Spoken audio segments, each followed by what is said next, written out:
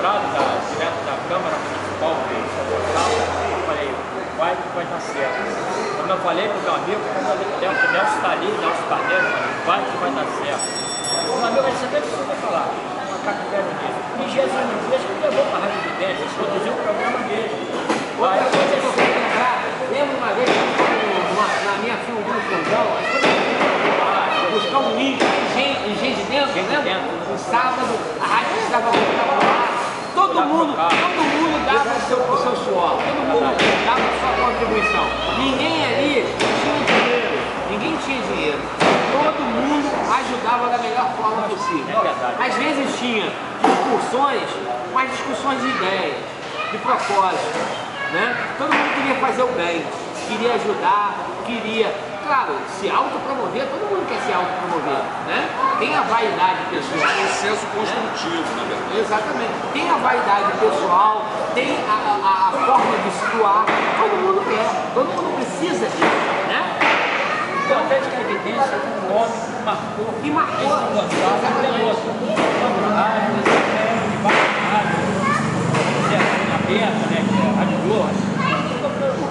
Hoje em dia eu estou na Tupi, há 3 anos, eu estou no Tupi Leste Fluminense também, segurando a audiência no lado lá com o Jesus Tupi. O Zé Carlos lembrou uma coisa aqui da Câmara Municipal de São Gonçalo.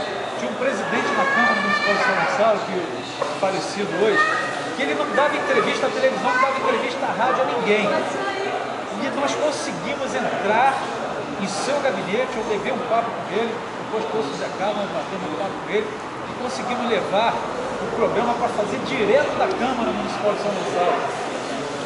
Mas, ele vinha falando, eu não sei como vocês conseguiram me dobrar, porque eu não dou entrevista a ninguém, mas a vocês eu consigo conceder essa entrevista. Era uma rádio cativante, E outra matéria que foi um furo em São Gonçalo, de um programa de 8 às 10 com o Jesuíno, Jota Sobrinho até ficou zangado comigo. O primeiro a chegar na Sede Clube, na greve da Sede Clube, né? E eu que estava lá, o primeiro a chegar, entrevistar o pessoal, marmita, comida estragada.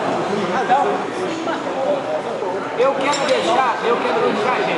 deixar aqui com vocês alguma ideia que vocês têm, porque infelizmente